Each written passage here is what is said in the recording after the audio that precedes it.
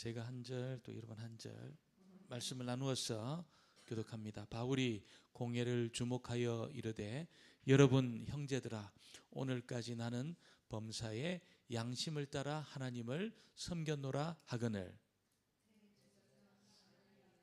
바울 곁에 바울이 이르되 회칠한 담이여 하나님이 너를 치시리로다. 내가 나를 율법대로 심판한다고 앉아서 율법을 어기고 나를 치라 하느냐 하니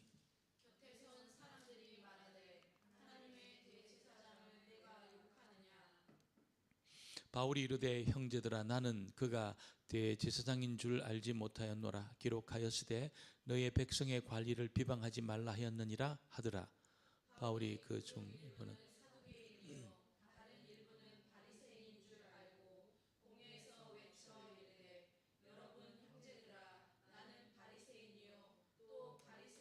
아들이라. 죽은 자의 소망 곧 부활로 말미암아 내가 신문을 받노라. 그 말을 한즉 바리새인과 사두개인 사이에 다툼이 생겨 무리가 나누어지니 이는 사두개인 부활도 없고 천사도 없고 영도 없다 하고 바리새인은 다 있다 함이라. 크게 떠들새 바리새인 편에서 몇 서기관이 일어나 다투어 이르되 우리가 이 사람을 보니 악한 것이 없도다. 혹 영이나 혹 천사가 그에게 말하였으면 어찌하겠느냐 하여 천부장은 군인을 명하여 내려가 무리 가운데서 빼앗아 가지고 영내로 들어가라 하니 같이 봅니다. 그날 밤에 주께서 바울 곁에 서서 이르시되 담대하라. 내가 예루살렘에서 나의 일을 정언한 것 같이 로마에서도 정언하리라 하리라 하시니라. 아멘. 우리 너무나 귀한 분들이 오셨기 때문에 인사하겠습니다. 복된 자리 잘 오셨습니다. 예, 잘 오셨습니다. 예, 한 분이 한 분 한 분이 귀하고 또 우리가 주의 이름으로 모이면 하나님 약속해 주셨습니다. 두세 사람이 모인 곳에 내가 그들 가운데 있겠다. 여러분 믿습니까? 우리만 있지 않고 주님이 함께 하시는 줄 믿습니까? 주님이 함께 하십니다. 주님이 함께 한다면 무슨 걱정이 있겠습니까, 여러분? 우리가 주님이 우리 가운데 함께 하신다면 무슨 걱정이 있겠습니까? 여러분, 귀를 지으신 하나님이 우리의 기도 소리에 귀를 기울이시고 눈을 지으신 하나님이 우리를 주목하시고 있는 그런 밤입니다. 이 밤에 그 주님을 깊이 만나고 또 주의 음성을 듣는 그런 복된 밤이 되어지기를 주의 이름으로 축원합니다. 예수님은 모든 저주를 다 끊은 줄 믿습니다. 우리가 찬양한 것처럼 모든 저주를 다 끊었습니다. 모든 죽음의 세력, 사단의 세력을 다 이기셨습니다. 우리를 묶어둘 어둠의 세력이 없습니다. 우리를 결박할 저주가 없습니다. 오늘 우리는 그런 권세 아래에 있는 사람들입니다. 여러분, 나도 모르는 사이에 나를 누르고 있는 어둠의 그런 세력들, 내가 원하지 않았지만 내 생각을 사로잡고 있는 그런 부정적인 생각들 전부 다 물리치시게 되기를 주의 이름으로 축원합니다. 다 물리치시고 있잖아요. 하나님으로부터 오지 않은 모든 것들 아버지 다 떠나가게 해달라고 그런 마음으로 오늘 이 말씀을 대할 수 있기를 바랍니다. 가만히 있으면 나도 모르는 사이에 있잖아요. 이게 막 이 생각 저 생각 다 들어옵니다. 막 들어옵니다. 그리고 어둠의 세력이 나를 사로잡고 부정적인 생각이 나를 사로잡습니다. 그래서 안 될 것 같습니다. 내 인생이 안 될 것 같고 이게 이러다가 망할 것 같고 내가 실패할 것 같고 그런 생각들이 몰려온다는 거지요. 하나님은 그렇지 않습니다. 하나님 우리를 향해서 좋은 생각을 가지시고 선한 생각을 가지고 있습니다. 하나님이 허락하신 것은 전부 좋은 것입니다. 믿으시기를 주의 이름으로 축원합니다. 전부 좋은 것입니다. 또 하나님이 허락하실 것도 전부 좋은 것입니다. 오늘 이 밤에 그 하나님께서 우리에게 말씀하실 때 마음의 문을 활짝 내시고 주의 음성을 듣는 그런 밤이 되기를 원합니다. 바울이 이 무리들 가운데 잡혀가지고 복음의 말씀 선포합니다. 왜 자기가 복음을 전하는 사람이 되었는지, 왜 자기가 사도가 되었는지, 왜 자기가 예수 믿는 사람이 되었는지 여러분 간증을 합니다. 간증을. 그러다가 하나님이 나를 이방인의 사도로, 이방인을 구원하는 사람으로 나를 세웠다. 그 말에 유대인들이 완전히 뒤집어진 겁니다. 여러분, 지금 이란하고 이스라엘이 전쟁하잖아요. 이 선과 악의 전쟁이 아니거든요. 이거는 선과 악의 전쟁이 아닙니다. 지금 전쟁을 하는데 이스라엘 사람들은 이란을 있잖아요, 지옥의 땔감으로 보고 있습니다. 정말 그렇게 봅니다. 주변에 있는 아랍 모든 사람 그렇게 지금도 보고 있어요. 그래서 굉장한 혐오감을 가지고 주변의 사람들을 보는 거예요. 인격을 가진 사람으로 보는 게 아니고 있잖아요. 그런데 바울이 하나님이 자기를 그런 이방인들을 위한 사도로 불렀다는 그 말을 들으니까 하나님이 이방인을 사랑한다, 이 있을 수 없는 일이라는 거예요. 그래서 막 격분을 합니다. 격분을 하고 바울을 거의 찢어 죽이려고 그렇게 달려 들었다는 거죠. 그러니까 이제 이 천부장이 데리고 이제 무슨 일이냐 물어보는 여정에 간증을 하는, 간증을 자기 이야기를 쭉 하고, 그래도 이게 안 되니까 이제는 사도 바울을 오늘 말씀해 보면 사내들인 공회로 잡아갑니다. 공회로 잡아가서 공회에서 바울이 다시 복음을 전가하는 그런 내용이 오늘 말씀입니다. 바울이 왜 그냥 이 갈등을 피하지 않고 정면으로 그 갈등을 대하면서 자기를 죽이려고 달려드는 사람들 틈에 들어가서 왜 그렇게 그 사람들이 흥분할 수밖에 없는 이야기를 하고 있을까요? 여러분, 바울이 지금 무리들 가운데 회당에서 혹은 공회에서 성전에서 외쳤던 이 말씀은 있잖아요. 이방 지역에서 큰 부흥을 일으켰던 말씀입니다. 우리가 아는 갈라디아라든지 빌립보라든지 있잖아요, 고린도라든지 에베소 이런 지역에 있잖아요, 어마어마한 부흥이 일어났던 그런 말씀이었다는 겁니다. 안디옥 지역에, BCD 안디옥 이런 데서 있잖아요, 바울이 오늘 선포했던 이 말씀들을 가지고 이방인들에게 선포했을 때 거기에 놀라운 부흥이 일어났어요. 1차, 2차, 3차에서 큰 부흥을 경험하지 않습니까? 그래서 바울이 그때 그 경험이 있잖아요. 지금 오순절에 맞추어서 올라와 가지고 이 예루살렘에서도 이 복음이 선포되면 부흥이 일어날 거라는 기대감을 가지고 지금 자기를 죽이려고 달려드는 사람들 틈에 들어가서 복음을 전가하고 있는 겁니다. 그 복음은 다른 것이 아닙니다. 예수님의 죽으심과 부활의 사건이지요. 죽으심과 부활의 사건이 있잖아요, 복음의 핵심인데 그 사건이 정말 나를 위한 사건이다, 이렇게 우리가 믿음으로 고백하면 효과가 나타납니다. 어떤 효과가 나타날까요? 어떤 효과가? 모든 저주에서 끊어지는 효과가 나타납니다. 나도 모르는 사이에 나를 사로잡고 있는 어둠의 세력이 있잖아요. 맞아, 주님이 나를 위해 죽으셨어. 주님 나를 위해서 부활하신 거야. 이렇게 고백하는 순간에 여러분 그 사망의 세력, 사단의 세력이 열길로 떠나가는 역사가 나타난다는 거지. 다른 게 복잡한 게 아니고 있잖아요. 무슨 철학적인 깊이 있는 그런 이야기가 아니고 주님의 죽으심과 살아나심의 사건이 나를 위한 사건이다, 당신들을 위한 사건입니다. 이 메시지가 여러분 안디옥을 변화시키고 갈라디아 지역을 변화시키고 고린도와 에베소를 완전히 뒤집어 놓은 겁니다. 그리고 지금 예루살렘에 와서 바울이 그 복음의 여러분 메시지를 선포하고 있다는 것이죠. 여러분, 근데 유대인들이 있잖아요, 바울을 죽이려고 달려들었습니다. 사내들인 공회는 결론을 내리고 있습니다. 바울을 죽여야 된다. 그리고 이제 바울에게 접근했다는 겁니다. 공회가 바울과 복음에 대해서 적대적이라면 유대 사회는 소망이 있을까요? 이 공회가, 유대 사회를 대표하는 이 공회가 있잖아요, 바울이 전하는 그 메시지에 대해서 적대적이고, 여러분 바울에 대해서 적대적이고 예수님에 대해서 적대적이라면 유대 사회는 사실 소망이 없습니다. 소망이 아무런 소망이 없습니다. 회복될 여지가 없습니다. 그럼에도 불구하고 바울은 유대 사회를 포기하지 않았습니다. 왜 그럴까요? 왜 그럴까요? 여러분 그것은 다른 게 아니고 죽음에서 부활하신 예수님의 능력이라면 이렇게 강박하고 이렇게 여러분 이 외골수로 적대적인 소망이 없는 그런 유대 사회일지라도 죽음에서 부활하신 예수님의 능력이라면 얼마든지 유대 사회를 변화시킬 수 있다는 믿음이 있었습니다. 바울에게 확신이 있었습니다. 아무리 그 사회가 적대적이고 아무리 그 사회가 완고해도 있잖아요.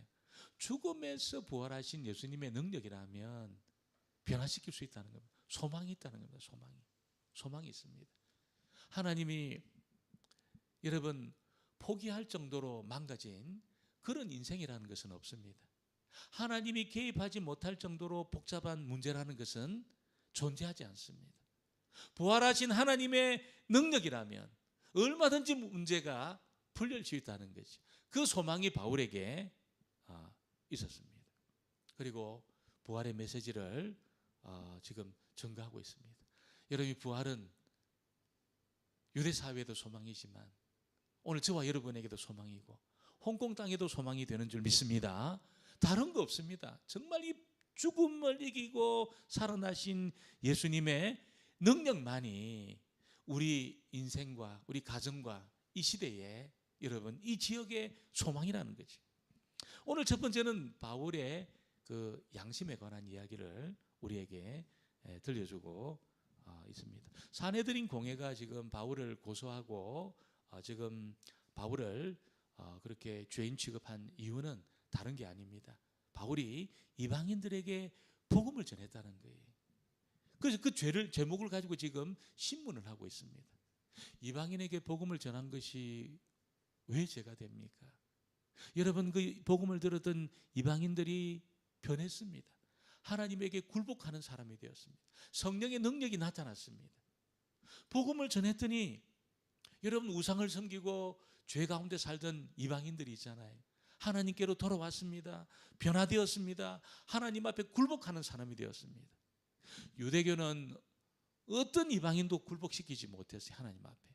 근데 바울이 전하는 복음은 이방인들을 전부 굴복시켰습니다. 하나님 앞에. 그들을 변화시켰습니다. 그런데 이것이 죄라는 겁니다. 죄.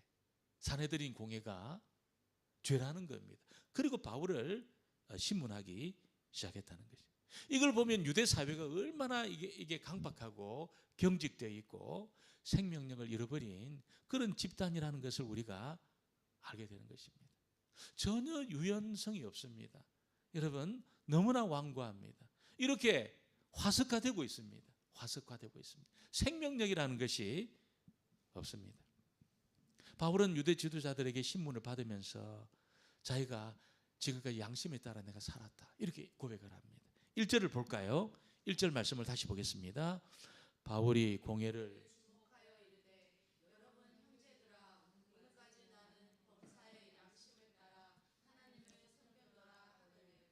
범사의 양심을 따라 하나님을 섬겼다, 이렇게 자기를 변호하고 있습니다. 무슨 이야기입니까? 내가 지금까지 하는 이야기는 꾸며낸 이야기가 아니다. 날조된 그런 이야기가 아니고 나는 거짓말하는 사람이 아니다. 이걸 이제 바울이 말하고 있다는 거죠. 사실 그렇다고 해서 바울이 부활하신 예수님을 보여줄 수 있는 증거가 있습니까? 내가 예수님 만났다. 증거를 댈 만한 게 없다는 거예요. 그거는 굉장히 개인적인 체험이었습니다. 바울과 같이 갔던 사람들은 여러분 무슨 소리는 들었는데 그게 예수님이 전하는 소리인지 몰랐다는 겁니다. 그들은 바울이 본 것을 보지를 못했습니다. 바울은 다메섹에서 지극히 개인적인 그런 체험을 한 거예요. 지극히 개인적인 그런 영적인 경험을 했다는 거죠.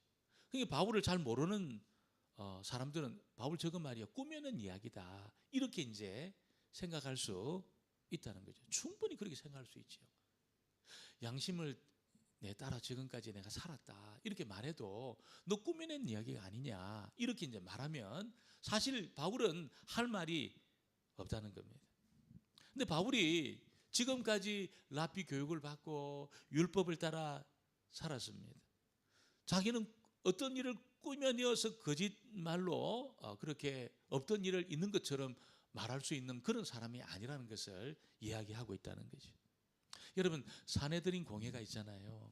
바울이 이 말에 이 말이 굉장히 설득력이 있었습니다. 내 양심을 따라 내 거짓말하는 게 아니고 꾸미는 이야기가 아닙니다. 이렇게 말하는 것이 굉장히 설득력이 있었습니다. 왜 그렇습니까? 산헤드린 공회는 바울을 잘 알고 있었습니다. 대제사장도 바울을 잘 알고 있었습니다. 바울은 있잖아요, 다음 세대 리더였습니다. 그런 탁월한 지성을 가지고 있잖아요. 굉장한 열심과 리더십을 가지고 유대 사회를 이끌고 있었습니다. 만일 바울이 교육도 못 받고 있잖아요, 무식하고 정말 알려지지 않은 그런 사람이었다면 여러분 정말 이렇게 완전히 무시할 수 있었습니다. 바울의 이야기를.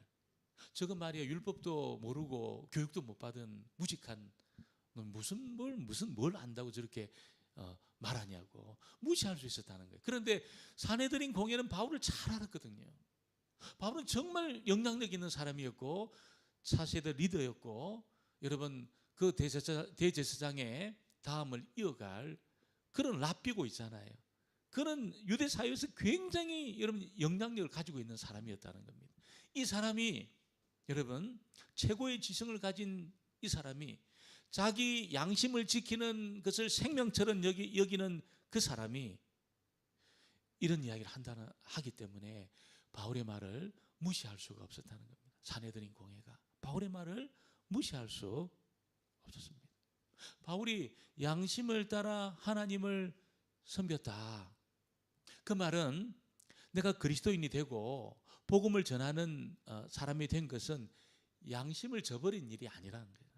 내가 양심을 저버리지 않았다. 그걸 이야기하는 겁니다. 내가 복음을 전하고 내가 정말 그리스도인이 된 것은 양심을 저버린 일이 아니에요. 양심을 따라 내가 살아왔기 때문에 내가 그렇다고 양심을 저버리고 그리스도인이 되고 복음을 전하는 그런 사람이 된 것이 아니다. 그 이야기를 지금 바울이 하고 있다는 겁니다. 바울을 알고 있던 유대인들은 바울이 다메섹으로 가다가 무슨 일을 경험한 것 같은데 저거 말이야 뭔지는 모르지만 유대교를 배신한 거다 이렇게 다 생각했습니다. 다메섹에서 심경의 변화를 겪고 유대교를 배신했다 이렇게 다 생각했습니다. 산헤드린 공회는 아니 저렇게 잘 나가는 사람이 왜 저거 미친놈도 아니고 왜 자기가 체포하러 갔던 그리스도인들을 잡기는커녕 그들처럼 예수를 전하는 사람이 된 것은 좀 미친놈이 아니냐 저거. 정말 돈을 받았다든지 무슨 호감을 사려고 이방인들에게 호감을 사고 뭔가를 받았기 때문에 저런 일을 한 게 아니냐. 갑자기 그렇게 변할 수 있다는 것은 있을 수 없는 일인데 바울이 뭔가 대단한 것을 받은 거다 저거는. 정말 바울의 어떤 인생을 이렇게 돌이킬 만한 그런 어떤 거래가 있었다 이렇게 이제 판단을 한 겁니다. 산헤드린 공회는. 그게 뭡니까? 할례를 면제시켜주면서 어떤 금전적인 보수를 받은 것이 아니냐. 이방인들을 하나님 백성 만드는 여정에 할례 안 받아도 된다 이렇게 바울이 주장하잖아요. 그거는 분명히 그 어떤 거래가 있었다는 거예요. 그러니까 바울이 어마어마한 것을 받았기 때문에 지금 이렇게 갑자기 변한 것이 아니냐 이렇게 이제 산헤드린 공회는 결론을 내리고 있는 겁니다. 이런 생각을 하니까 바울은 변절자입니다. 배신자입니다. 유대교 입장에서 볼 때는 배신자고 양심을 팔아먹은 그런 나쁜 놈입니다. 너무나 나쁜 놈이라는 것이죠. 그러나 바울은 결코 나는 양심을 속인 적이 없다는 것이죠. 오히려 바울은 주님을 만나면서 양심이 살아났습니다. 양심이 살아났습니다. 과거 유대교에 있을 때는 어땠습니까? 양심이 죽어 있었습니다. 양심이 병들어 있었습니다. 양심이 신음하고 있었습니다. 양심이 고통 가운데 있었다는 거죠. 근데 예수님을 만나고 나니까 어떻습니까? 양심이 살아났습니다. 치료가 되었습니다. 치료가 되었습니다. 그리고 하나님 앞에 담대히 설 수 있었습니다. 그전에는 하나님이 두려웠습니다. 하나님 두려웠습니다. 그래서 자기가 최선을 다하지 않으면 하나님 자기를 벌하시고 자기를 친다고 생각을 했습니다. 모든 유대인들이 다 그런 생각을 가지고 믿음 살아가고 있거든요. 바울도 있잖아요. 내가 열심히 하지 않으면 나를 치셔. 그래서 열심을 가지고 그리스도인들을 박해하고 잡아가지고 감옥에 가두고, 여러분 율법의 열심을 그렇게 내면서 바울이 살았다는 거죠. 양심이 이게 문제가 있었다는 거예요. 하나님이 두려웠습니다. 근데 주님을 만나고 나니까 어떻습니까? 양심이 치료가 되었습니다. 하나님이 두렵지 않았습니다. 하나님 앞에 담대히 설 수 있었습니다. 담대하게 기도할 수 있었습니다. 그전에는 그렇지 못했어요. 내가 최선을 다하면 떳떳하지만 그렇지 못하면 주눅이 들어 있습니다. 양심이 병들어 있었습니다. 주님을 만나고 나니까 바울은 양심이 회복이 되고 치료가 되고, 여러분 하나님 앞에 담대히 기도하고 옛날에 경험하지 못한 민감함이 생기게 되었다는 거죠. 그 민감함이 생기니까 어떻습니까? 죄를 구분해낼 수 있습니다. 그전에는 구분이 안 됐습니다. 굉장한 민감함으로 말미암아 죄를 하나님 기뻐하지 않는 것을 구분해낼 수 있는 그런 민감함을 바울이 양심을 갖게 되었다는 거죠. 예수님을 믿게 되면 제일 먼저 살아나는 게 뭡니까? 양심이 살아납니다. 예수님 믿기 전에는 양심이 다 털나 있습니다. 양심에 털이 나 있습니다. 다 죽어 있기도 하고 털이 나 있습니다. 양심적일 수 없습니다. 예수님을 믿고 나면 양심이 살아납니다. 양심이 살아난 증거가 뭡니까? 죄를 구분해냅니다. 그전에는 죄를 지어야 상쾌했습니다. 죄를 지어야 유쾌한 삶을 살았어요. 재미가 있었습니다. 양심이 살아나니까 어떻습니까? 죄를, 여러분 이게 죄라는 것을 깨달아요. 내가 저 길로 가면 안 돼. 양심이 살아나니까. 그전에는 전혀 그런 감각이 없었습니다. 양심이 살아나니까 죄를 구분해냅니다. 깨닫습니다. 양심이 살아나니까 지금까지 내가 살아왔던 모든 것이 이게 전부 더러운 것이고 죄구나, 위선이구나, 부끄러운 것이구나, 이게 이제 깨달아진 거예요. 그전에는 어떻습니까? 그렇게 내가 나쁘지 않다고 생각해요. 모든 사람들이 있잖아요. 그렇게 내가 하나님 앞에 사람 앞에 부끄럽지 않은, 나름대로 나는 최선을 다해서 나는 살았다고 사람들이 생각을 해요. 근데 여러분 주님을 만나고 나서 하나님이 양심을 치료하고 나면 어떻습니까? 양심이 살아나니까 있잖아요. 내가 지금까지 살아왔던 모든 것이 이게 죄구나, 부끄러운 거구나, 이게 전부 다 하나님 앞에 내가 설 수 없는 자구나. 양심이 살아난 사람의 특징입니다. 내가 문제가 있구나, 내가 이걸 깨닫습니다. 그전에는 그렇게 내가 나쁜 사람은 아니라고 생각해요. 양심이 죽어 있다는 거지. 양심이 살아나지 못했습니다. 내가 그렇게 나쁘냐? 내가 영원한 지옥불에 떨어질 정도로 내가 나쁜 사람이냐? 그렇지 않다고 생각을 해요. 내가 그렇게 나쁜 짓을 했냐는 거예요. 양심이 죽어 있는 사람의 특징입니다. 근데 주님을 만나고 양심이 살아나면 어떻습니까? 너무 부끄러워요. 하나님 앞에 너무 부끄럽고, 여러분 자신의 위선, 거짓 다 이게 드러납니다. 그래서 견디지 못합니다. 여러분 진노의 감정 속에 들어간다는 거예요. 양심이 살아나니까 있잖아요. 그래서 그 청교도 중에 여러분 지옥의 유황 냄새를 맡았다 이렇게 고백하는 사람도 있어요. 이게 양심이 살아나니까 유황 냄새가 나더라는 거예요. 이게 내가 이 모든 것이 이게 다 이게 거짓이고 부끄러운 짓이구나, 이게 깨달아지니까 있잖아요. 진노의 감정이 밀려온다는 겁니다. 그래서 견디지 못해요. 존 번연은 있잖아요. 이게 몇 년 동안 있잖아요. 고통 가운데 있었다는 겁니다. 몇 년 동안 양심이 살아나가지고 견딜 수 없는 그런 고통 속에 있었다는 거죠. 주님을 만나서 양심이 치료되면 어떻습니까? 영적인 감각이 살아납니다. 죄를 부끄러워합니다. 여러분 수치심을 느낍니다. 이게 수치심을 느낍니다. 그전에는 그런 게 없어요. 하나도 안 부끄럽습니다. 아무래도 여러분 이게 수치스럽지 않습니다. 떳떳합니다. 그런데 주님을 만나 양심이 살아나, 영적인 감각이 살아나니까 부끄럽고 수치스럽고 하나님의 진노의 감정을 느낀다는 거지. 양심이 살아나기 때문에. 그리고 양심이 살아나니까 어떻습니까?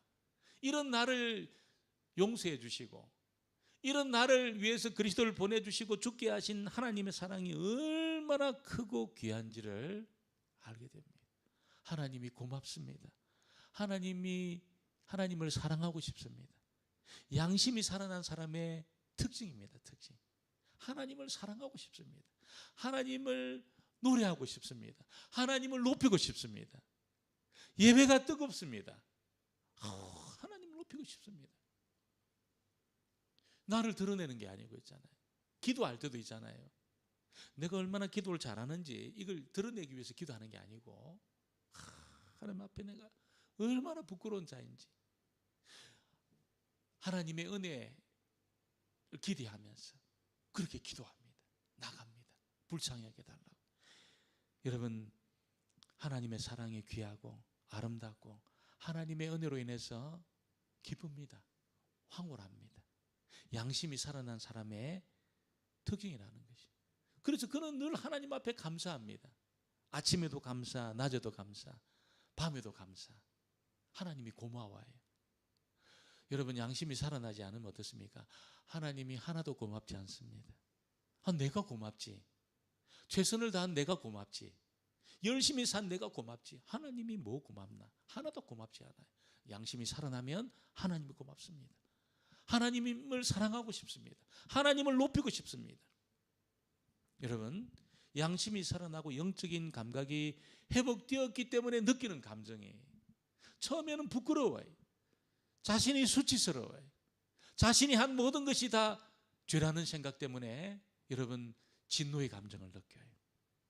그러다가 주님이 나를 위해 죽으셨고 하나님이 나를 위해 그리스도를 보냈다는 그 사실이 깨달아지면서 있잖아요. 하나님이 은혜가 너무 크고 있잖아요. 너무나 감사하고 하나님이 너무나 고맙고 하나님을 높이고 싶고 하나님을 찬양하고 싶고 하나님 앞에 감사하고 싶은 그런 마음이 회복되는 겁니다. 양심의 회복입니다. 양심의 회복. 바울은 그 회복을 경험한 거예요. 유대교에 있을 때는 전혀 경험하지 못했던 겁니다. 유대교에 있을 때는 자기 문제 없다고 생각했습니다. 자기 여러분 나는 최선을 다하기 때문에 다른 사람보다 낫다고 생각했습니다. 근데 양심이 살아나고 나니까 자기는 괴수 중에 죄인 중에 괴수입니다. 죄인 중에 괴수. 양심이 살아난 모든 사람의 특징입니다. 내가 죄인 중에 괴수구나. 나는 주님이 죽어야 될 정도로 나는 악한 자구나. 여러분, 하나님이신 주님이 죽을 정도로 내가 문제가 있다는 거죠. 문제가 있다는 거죠. 이걸 깨닫습니다. 깨달아요. 양심이 살아났기 때문에 그런 겁니다. 이게 안 깨달아지면 양심이 살아나지 않은 거죠. 아직. 오늘 이 밤에 하나님이 저와 여러분의 양심을 살려주시기를 주의 이름으로 축원합니다. 살려주셔야 됩니다. 민감해지셔야 됩니다. 하나님의 은혜에 민감해지셔야 됩니다. 반응할 수 있어야 됩니다. 하나님이 고맙고 하나님이 사랑스럽고 하나님을 사랑하고 싶고 이 회복이 우리 가운데 일어나야 된다는 거죠. 오늘 바울이 양심을 따라 하나님을 섬겼다 이렇게 말하니까 아나니아가 뭐라고요? 그 입을 쳐라. 그 입을 쳐라. 아나니아 생각할 때는 바울 저것만 너무 뻔뻔스럽다는 거죠. 이게 그렇게 충직했던 놈이 갑자기 돌변해가지고 유대교의 미래라고 생각했던 저자가 이제는 유대교를 대적하고 유대교의 근간을 흔들고 예수를 전하는 자가 되었다 생각하니까 너무 뻔뻔스러운 겁니다. 저 입을 쳐라 이렇게 이야기를 했다는 거죠. 아나니아 입장에서는 바울은 유대교 원수입니다. 원수입니다. 변절자입니다. 그때 바울은 대제사장이 여러분 옆에 있는 사람의 자기 입을 치라 그러니까 가만히 있지 않고 바울이 반박해요. 뭐라 반박합니까? 3절입니다. 같이 보겠습니다. 바울이 이르되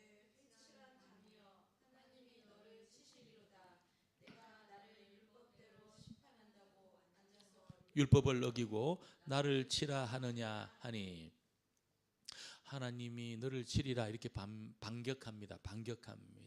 바울이 이렇게 반격한 것은 여러분 유대교가 진짜 회칠한 무덤으로 보였습니다.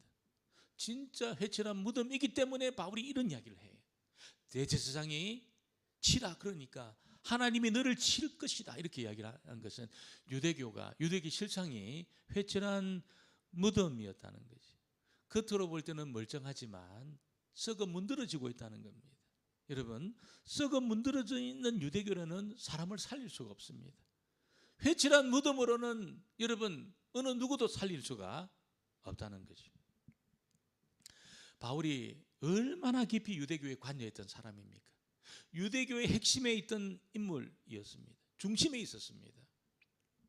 그러나 주님을 만나고 여러분 그 심령이 치료되고 나니까 유대교가 보인 거예요. 그 허울밖에 없는 유대교 보인 겁니다. 껍데기밖에 없는 유대교가 보인 겁니다. 그래서 하나님이 이 회칠한 무덤 같은 유대교를 칠 거다, 없앨 것이다 이렇게 바울이 선포를 하고 있는 것입니다. 바울이 주님을 만나면서 경험한 게 뭘까요? 회복이었습니다. 치료였습니다. 너무 기뻤습니다. 유대교에서 경험하지 못했던 은혜를 주님을 만나면서 경험했습니다. 유대교에서는 회복이 없었습니다. 치료가 없었습니다. 그냥 자기를 정죄하고 다그치고 있잖아요. 하나님을 만족시키기 위해서 몸부림을 쳤어요. 근데 주님을 만나고 나니까 주님이 여러분 하나님 앞에 자기의 모든 문제를 다 처리해 놓았습니다. 만족시켜 놓았습니다. 내가 주님만 의지하면 하나님 앞에 담대히 갈 수 있었습니다. 양심 회복되었습니다. 기쁨이 회복되었습니다. 여러분 오늘 저와 여러분에게도 이 은혜가 있게 되기를 주의 이름으로 축원합니다. 이론으로만 우리가 믿음 생활 하는 게 아니고 있잖아요. 정말 심령의 회복, 양심의 회복, 하나님이 너무나 감사하고 하나님을 너무 사랑하고 싶고 하나님을 높이고 찬양하고 싶고 심령의 회복이잖아요. 마음의 회복. 여러분 오늘 밤에 이런 일이 있게 되기를 주의 이름으로 축원합니다. 그리고 오늘 두 번째로 바울은 부활에 대해서 선포하고 있습니다. 바울이 신문 받는 중에 여러분 한마디를 해요. 난리가 난 겁니다. 난리가. 이 한마디 때문에 난리가 난 겁니다. 그 말이 뭡니까 여러분? 내가 죽은 자의 부활을 때문에 내가 재판을 받는다 이 이야기를 한 거예요. 죽은 자의 부활을 믿기 때문에 내가 재판받는다 이렇게 이야기를 했습니다. 난리가 났습니다. 6절로 8절입니다. 같이 봅시다. 6절로 8절. 바울이 그 중 일부는 사두개인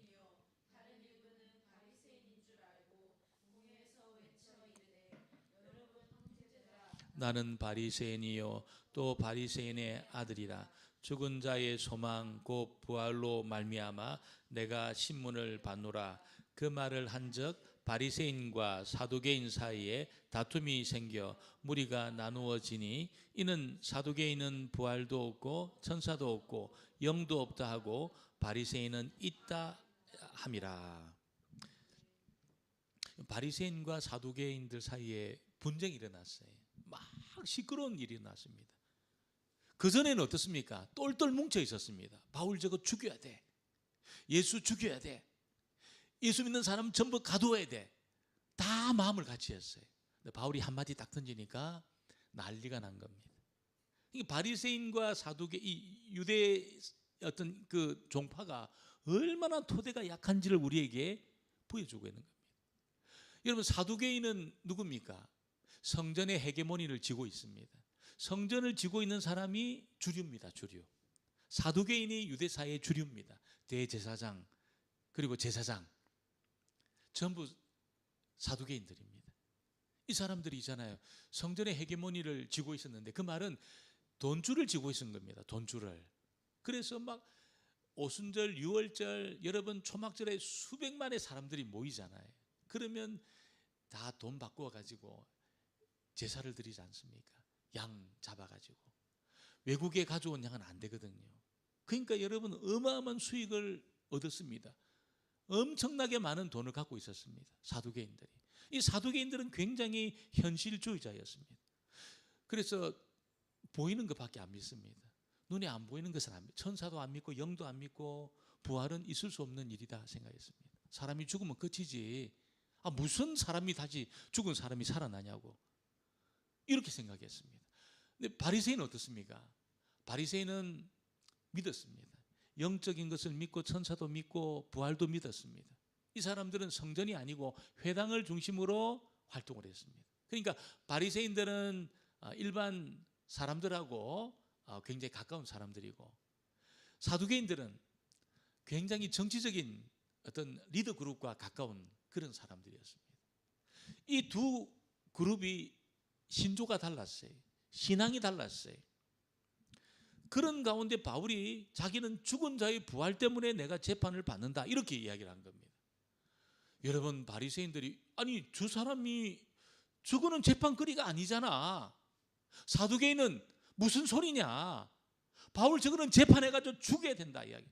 바리새인들은 아니 죽은 자의 부활을 믿는다고 재판하면 우리 다 재판 받아야 되는데, 우리 다 죽어야 되는데, 난리가 난 거예요. 막 부딪히면서 있잖아요. 여러분, 이 소동 가운데 천부장이 보니까 바울이 찢어 죽을 것 같습니다. 찢겨 죽을 것 같습니다. 그래서 바울을 빼냈습니다. 왜 바울은 자신은 죽은 자의 부활 때문에 신문을 받는다 이렇게 외쳤을까요? 사람들은 바울이 유대교의 약점을 알고 있기 때문에 그것을 이야기했을 것이다 이렇게 이야기합니다. 바리새인들과 사두개인의 교리가 다르고 신조가 다르기 때문에 한마디 하면은 그들 가운데 분열이 일어날 걸 알고 그렇게 말했을 것이다, 이렇게 이제 사람들이 생각한다는 겁니다. 여러분, 유대인들이 바울을 잡은 것은 뭡니까? 유대교의 절대성을 인정하지 않고 이방인들에게 할례받지 않고 하나님 백성 될 수 있다고 말하는 그것 때문에 지금 잡아가지고 지금 이 재판을 받게 한다는 거지. 그런데 바울은 이렇게 붙들린 것은 다만 내가 예수의 부활을 믿기 때문에 붙들렸다, 이렇게 재판을 받는다, 이렇게 그는 선포를 하고 있는 겁니다. 바울이 여러분 정말 죽은 가운데서 부활하신 예수님을 만났기 때문에, 예수님 자기 앞에 나타났기 때문에 자기는 예수님을 믿을 수밖에 없었고 증거할 수밖에 없었습니다. 정말 주님이 자기에게 나타나시고 보여주시고 말씀하셨기 때문에 예수님을 믿을 수밖에 없었다는 것이죠. 그래서 지금 바울이 나는 지금 죽은 자의 부활 때문에 나는 심판받는 거다 이렇게 선포한 겁니다. 그리고 바울이 지금 죽은 자의 부활을 선포한, 부활 때문에 심판 받는다고 선포한 것은 다른 것이 아닙니다. 유대교의 미래가 있잖아요. 유대 사회의 미래가, 유대 사회의 운명이 부활하신 예수님에게 있다는 것을 믿었기 때문에 부끄러워하지 않고 있잖아요. 담대하게 부활을 선포한 겁니다. 왜 유대교가 활력을 잃어버렸습니까? 왜 껍데기밖에 남지 않았습니까? 부활하신 주님을 만나지 못했기 때문에 유대교가 껍데기밖에 남지 않았습니다. 활력을 잃어버렸습니다. 그리고 회칠한 무덤이 되었습니다. 유대교는 회칠한 무덤이 될 수밖에 없었습니다. 여러분, 죽음을 이기지 못하고 여전히 죽음의 세력 가운데 눌려있는 유대교는 그냥 여러분 페인트 칠하고 있잖아요. 겉만 번드리한, 속은 썩어 문드러 가는데 겉만 번드리한, 이렇게밖에 할 수 없다는 거예요. 예수님을 만나기 전까지 바울은 그렇게 살았어요. 그냥 겉만 번드리한 있잖아요. 자기 속은 썩어 문드러지고 있는데 여러분 회칠한 무덤처럼 살았어요. 무덤처럼 살았어요. 그런데 주님을 만나고 나니까 어떻습니까? 소망이 생겼습니다. 여러분, 죄를 이기고 어둠을 이기고 죽음을 이기고 사단을 이기는 그 능력의 주님을 만나고 나니까 있잖아요. 그런 회칠한 무덤을 완전히 뭉개뜨리고 그는 밖으로 나올 수 있었습니다. 그런 능력 있는 그런 삶을 그렇게 살게 되었다는, 그래서 부활을 외친 겁니다. 부활을 선포한 겁니다. 여러분, 유대 사회, 이 완고하고 회칠한 무덤 밖으로 되지 않은 유대 사회의 소망은 부활하신 주님을 만나는 것밖에 없었어요. 그래서 부활을 외친 거예요. 부활을 외친 거예요. 유대교의 소망은 큰 성전도 아닙니다. 무슨 장사를 잘해서 돈을 많이 버는 것도 아닙니다. 부활하신 주님을 만나는 것밖에는 유대교의 소망이 없다는 것이. 이건 오늘 저와 여러분의 소망 소망이기도 한 줄 믿습니다. 우리의 소망도 부활하신 주님을 만나는 겁니다. 이론으로 내가 들은 이야기로 그렇게 있으면 안 된다는 거예요. 여러분, 죽음을 이기고 율법을 이기고 로마를 이기고 인종을 이기고 빈부격차를 이기고 인생의 문제를 이기고 있잖아요. 그리고 살아나신 여러분, 그 주님만이 우리의 소망입니다. 소망. 그 주님만이 우리의 소망입니다. 이 부활하신 주님을 이론적으로만 알고 있으면 여러분, 회칠한 무덤밖에 안 돼요. 그럴싸하게 우리가 사는 그런 사람밖에 안 됩니다. 오늘 부활의 능력 우리가 경험해야 될 줄 믿습니다. 부활의 능력을 경험한다는 게 무슨 뜻입니까? 죄의 세력에서, 죽음의 세력에서, 사단의 세력에서 내가 벗어난다는 겁니다. 완전히 벗어난다는 겁니다. 어둠에 눌리지 않는 겁니다. 사단에 눌리지 않는 겁니다. 죽음의 세력에 눌리지 않는 겁니다. 부활의 능력을 경험한다는 것은 그겁니다. 그래야 회칠한 무덤이 안 될 수 있습니다. 부활의 능력을 경험하지 못하면 우리 회칠한 무덤이에요. 그것만 번지르합니다. 안 됩니다, 여러분. 오늘 그 능력을 경험해야 됩니다. 그 능력, 바울이 막 피를 토하면서 외치잖아요. 죽을 수밖에 없는 그런 사내들인 공회에서 내가 죽은 자의 부활을 믿는 것 때문에 내가 재판을 받습니다. 담대하게 했습니다. 이 회칠한 무덤밖에 되지 않는 유대교가 살아나려면 부활하신 주님을 만나야 된다는 겁니다. 하나님을 경험해야 된다는 겁니다. 여러분, 정말 오늘 저와 여러분의 소망도, 저와 여러분의 미래도 소망이 있으려고 하면은 부활하신 주님을 만나는 겁니다. 그 공로를 내가 덧입는 겁니다. 그래서 실제로 내가 어둠을 이기고 죄악을 이기고 사단을 이기고 두려움을 이기고 근심을 이기고 이런 능력이 우리 가운데 나타나야 된다는 것이, 그런 일이 있게 되기를 주의 이름으로 축원합니다. 축원합니다. 우리 말씀을 기억하면서 우리 찬양하고 우리 합심해서 한번 기도하는 시간을